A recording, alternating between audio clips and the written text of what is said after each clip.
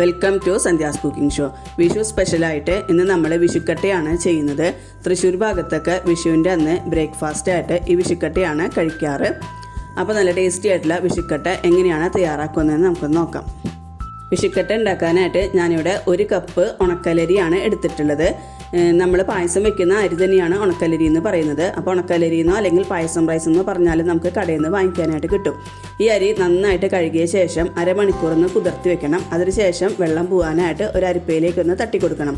ഒട്ടും തന്നെ വെള്ളം ഉണ്ടാവരുത്. പിന്നെ നമുക്ക് വേണ്ടത് തേങ്ങാപ്പാലാണ്. ഞാനിവിടെ തേങ്ങയുടെ 1-ാം പാല് 2 കപ്പ് എടുത്തു വെച്ചിട്ടുണ്ട്. അതുപോലെ തന്നെ 2-ാം പാല് 5 കപ്പും എടുത്തു വെച്ചിട്ടുണ്ട്. നമ്മൾ അരി അളന്ന അതേ കപ്പിൽ തന്നെ തേങ്ങാപ്പാലും അളന്നെടുക്കാം. അപ്പോഴായിരിക്കും കറക്റ്റ് അളവ് കിട്ടുക. നമുക്കിനി വിഷുക്കട്ട ഉണ്ടാക്കാനായിട്ട് തുടങ്ങാം. അതിനായിട്ട് പാൻ വെച്ച് കൊടുത്തിട്ടുണ്ട്. പാനിലേക്ക് നമ്മൾ എടുത്തു വെച്ചിട്ടുള്ള 2-ാം പാല് 5 കപ്പും ചേർത്ത് കൊടുക്കുക. നമ്മൾ ഈ ഒരു 2-ാം പാലിലാണ് അരി വേവിച്ചെടുക്കുന്നത്. ഇനി ഫ്ലെയിം ഓൺ ചെയ്ത് കൊടുക്കുക. ഇനി 2-ാം പാല് നല്ലപോലെ ഒന്ന് ചൂടായിട്ട് വരണം. തിളയ്ക്കണ്ട, നല്ലപോലെ ഒന്ന് ചൂടായി കിട്ടിയാൽ മതി. അപ്പോൾ ഇടയ്ക്ക് ഇതുപോലെ ഒന്ന് ഇളക്കി കൊടുക്കുക, അല്ലെങ്കിൽ ചിലപ്പോൾ പാല് പിരിഞ്ഞു പോകും. അപ്പോൾ മീഡിയം ഫ്ലെയിമിൽ വെച്ചിട്ട് നമുക്കിതൊന്ന് നല്ലപോലെ ചൂടാക്കി എടുക്കണം. പാല് നല്ലപോലെ ചൂടായിട്ടുണ്ട്. ഈ സമയത്ത് നമുക്കിതിലേക്ക് നമ്മൾ ഡ്രെയിൻ ചെയ്ത് വെച്ചിട്ടുള്ള അരി ചേർത്ത് കൊടുക്കാം. നമ്മളിതിലേക്ക് ഒട്ടും തന്നെ വെള്ളം ഉപയോഗിക്കുന്നില്ല. അതുകൊണ്ടാണ് നമ്മൾ അരിപ്പയിൽ അരി ഡ്രെയിൻ ചെയ്ത് വെച്ചിട്ടുള്ളത്. അപ്പോൾ ഒട്ടും തന്നെ വെള്ളം ഇല്ലാതെ വേണം നമ്മളിതിലേക്ക് അരി ചേർത്ത് കൊടുക്കാനായിട്ട്. ഇനി ഇത് നല്ലപോലെ ഒന്ന് ഇളക്കി കൊടുക്കുക. മീഡിയം ഫ്ലെയിമിൽ വെച്ചിട്ട് ഇതൊന്ന് വേവിച്ചെടുക്കണം. ഈ ഒരു തേങ്ങാപ്പാലിലാണ് നമ്മൾ അരി വേവിച്ചെടുക്കുന്നത്. അതുതന്നെയാണ് ഇതിൻ്റെ ടേസ്റ്റ് എന്ന് പറയുന്നതും.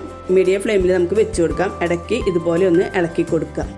എന്നിട്ട് തേങ്ങാപ്പാലൊക്കെ നല്ലപോലെ ഒന്ന് വറ്റി വരണം. തേങ്ങാപ്പാലിൽ നമ്മൾ അരി വേവിച്ചെടുക്കുമ്പോൾ വെള്ളത്തിൽ വേവിക്കുന്ന ആ ഒരു രീതിയിൽ നമുക്ക് വെന്ത് കിട്ടില്ല. വിഷുക്കട്ടയ്ക്ക് അരി വേവുകയും വേണം, എന്നാൽ അത്രയ്ക്ക് അങ്ങോട്ട് കുഴഞ്ഞു പോവുകയും ചെയ്യരുത്. ആ ഒരു രീതിയിൽ വേണം നമുക്കിത് വെന്ത് കിട്ടാനായിട്ട്.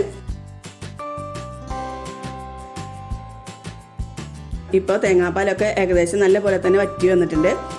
അരിയും പാകത്തിന് വെന്തിട്ടിട്ടുണ്ട്. ഈ സമയത്ത് നമുക്കിതിലേക്ക് ഉപ്പ് ചേർത്ത് കൊടുക്കണം. ഉപ്പ് ഒരുപാട് ചേർത്ത് കൊടുക്കരുത്. നമുക്കിതിലേക്ക് മുന്നിട്ട് നിൽക്കേണ്ടത് തേങ്ങാപ്പാലിൻ്റെ ഒരു ചെറിയ മധുരം തന്നെയാണ്. അപ്പോൾ അത് ബാലൻസ് ചെയ്യുന്ന തരത്തിലുള്ള ഉപ്പ് മാത്രമേ ചേർത്ത് കൊടുക്കാനായിട്ട് പാടുള്ളൂ. ഉപ്പും കൂടെ ചേർത്ത് കൊടുത്തിട്ട് നല്ല പോലെ തന്നെ മിക്സ് ചെയ്ത് കൊടുക്കുക. ഉപ്പ് ഒരിക്കലും മുന്നിട്ട് നിൽക്കരുത്. തേങ്ങാപ്പാലിൻ്റെ ഒരു മധുരവും ടേസ്റ്റും തന്നെയാണ് ഇതിൽ മുന്നിട്ട് നിൽക്കേണ്ടത്. ഇനിയിപ്പോൾ നമുക്ക് ബാക്കിയുള്ള തേങ്ങാപ്പാലും കൂടെ നല്ല പോലെ ഒന്ന് വറ്റിച്ചെടുക്കണം. അപ്പോൾ മീഡിയം ഫ്ലെയിമിൽ വെച്ച് കൊടുത്തിട്ട് തേങ്ങാപ്പാലൊക്കെ നല്ല പോലെ തന്നെ ഒന്ന് വറ്റിച്ചെടുക്കാം. ഇപ്പോൾ 2-ാം പാലൊക്കെ നല്ല പോലെ തന്നെ വറ്റി വന്നിട്ടുണ്ട്. ഈ സമയത്ത് നമുക്കിതിലേക്ക് തേങ്ങയുടെ 1-ാം പാലാണ് ചേർത്ത് കൊടുക്കാനുള്ളത്. ഫ്ലെയിം ലോ ഫ്ലെയിമിലാക്കിയിട്ട് നമുക്ക് 1-ാം പാല് ചേർത്ത് കൊടുക്കാം. കൂടെ തന്നെ 1 ടീസ്പൂൺ നല്ല ജീരകം ഒന്ന് ചതച്ചിട്ട് ചേർത്ത് കൊടുക്കാം.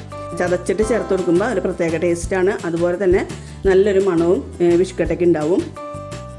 ഇനി നമ്മൾ 2-ാം പാല് വറ്റിച്ചെടുത്ത പോലെ തന്നെ ഈ ഒരു 1-ാം പാലും വറ്റിച്ചെടുക്കണം. അപ്പോൾ മീഡിയം ഫ്ലെയിമിൽ വെച്ചിട്ട് തന്നെ ഇതുപോലെ നമുക്ക് 1-ാം പാലും വറ്റിച്ചെടുക്കാം. അപ്പോൾ ഇടയ്ക്ക് ഇതുപോലെ ഒന്ന് ഇളക്കി കൊടുക്കുക. തൃശ്ശൂർ ഭാഗത്തൊക്കെ വിഷുവിൻ്റെ അന്നത്തെ ബ്രേക്ക്ഫാസ്റ്റാണ് വിഷുക്കട്ട എന്ന് പറയുന്നത്. അപ്പോൾ നമുക്കിതിപ്പോൾ നല്ല പോലെ തന്നെ വറ്റിയിട്ട് പാനിൽ നിന്നൊക്കെ ഇങ്ങനെ വിട്ടു വരുന്നൊരു പരുവത്തിൽ നമുക്ക് കിട്ടണം. അപ്പോൾ നല്ല പോലെ തന്നെ ഇളക്കി കൊടുക്കുക.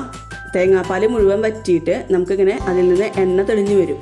ആ ഒരു പാകത്തിൽ വേണം നമുക്ക് കിട്ടാനായിട്ട്. എന്നാൽ ഒരുപാട് അങ്ങോട്ട് ഡ്രൈ ആയി പോകരുത്. ഇപ്പം നല്ല പോലെ തന്നെ വറ്റി വന്നിട്ടുണ്ട്. സൈഡിൽ നിന്നൊക്കെ എണ്ണ തെളിഞ്ഞത് നിങ്ങൾക്ക് ഇതിൽ കാണാനായിട്ട് പറ്റുന്നുണ്ടാവും. അപ്പോൾ ഈ ഒരു സമയത്ത് ഞാനിപ്പോൾ ഫ്ലെയിം ഓഫ് ചെയ്ത് കൊടുത്തിട്ടുണ്ട്. ഈ ഒരു പാകത്തിന് വേണം എടുക്കാനായിട്ട്. ഇതിലും കൂടുതൽ ഡ്രൈ ആക്കി എടുക്കരുത്. അപ്പോൾ നമ്മൾ വിഷുക്കട്ട മുറിച്ച് വരുന്ന സമയത്ത് ഭയങ്കര ഹാർഡായി പോകും. ഇങ്ങനെ ആകുമ്പോൾ നല്ല സോഫ്റ്റ് ആയിരിക്കും. ഇനി നമുക്കിത് ചൂടോടുകൂടി തന്നെ ഒരു പ്ലേറ്റിൽ നിരത്തി കൊടുക്കാം. അല്ലെങ്കിൽ ഇപ്പോൾ വാഴയില ഉണ്ടെങ്കിൽ വാഴയിലയിൽ നിരത്തി കൊടുത്താലും മതി. എന്നിട്ട് നല്ല പോലെ തന്നെ ലെവൽ ചെയ്ത് കൊടുക്കുക.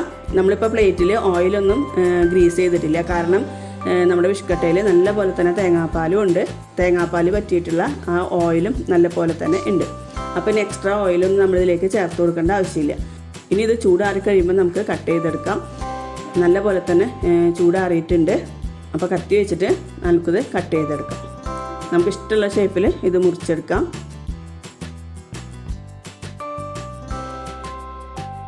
ഇപ്പോൾ ഞാനിവിടെ വിഷുക്കട്ടയൊക്കെ കട്ട് ചെയ്തെടുത്തിട്ടുണ്ട്. അപ്പോൾ ഞാൻ കട്ട് ചെയ്തിട്ടൊരു പീസ് കാണിച്ചു തരാം. അപ്പോൾ നല്ല പെർഫെക്റ്റ് ആയിട്ടാണ് നമുക്ക് കിട്ടിയിട്ടുണ്ട്. നല്ല സോഫ്റ്റുമാണ്, നല്ല ടേസ്റ്റുമാണ്. തേങ്ങാപ്പാലിൻ്റെ ചെറിയൊരു മധുരവും ഫ്ലേവറും ജീരകത്തിൻ്റെയൊക്കെ ഫ്ലേവറൊക്കെ കൂടിയിട്ട് നല്ല ടേസ്റ്റി ആയിട്ടുള്ള വിഷുക്കട്ടയാണ്. അപ്പോൾ എല്ലാവരും ഒന്ന് ട്രൈ ചെയ്ത് നോക്കുക. വിഷുക്കട്ട ഇതുവരെ ട്രൈ ചെയ്തിട്ടില്ലെങ്കിൽ ഉറപ്പായിട്ടൊന്ന് ട്രൈ ചെയ്ത് നോക്കുക. നമുക്ക് കറിയുടെ കൂടെയും കഴിക്കാം, അതുപോലെ തന്നെ ഇത് വെറുതെ കഴിക്കാനും നല്ല ടേസ്റ്റാണ്. അതുപോലെ മാമ്പഴ പുളിശ്ശേരിയുടെ കൂടെ ഇത് നല്ല ടേസ്റ്റാണ്. ഏത് കറീൻ്റെ കൂടെ വേണമെങ്കിലും ഇത് നമുക്ക് കഴിക്കാനായിട്ട് പറ്റും. അപ്പോൾ നല്ല ടേസ്റ്റി ആയിട്ടുള്ള വിഷുക്കട്ട എല്ലാവരും ഒന്ന് ട്രൈ ചെയ്ത് നോക്കുക. വീഡിയോ ഇഷ്ടപ്പെട്ടാൽ നമ്മുടെ ചാനൽ ഒന്ന് സബ്സ്ക്രൈബ് ചെയ്ത് സപ്പോർട്ട് ചെയ്യുക, ലൈക്ക് ചെയ്യുക, കമൻറ്റ് ചെയ്യുക, ഷെയർ ചെയ്യുക.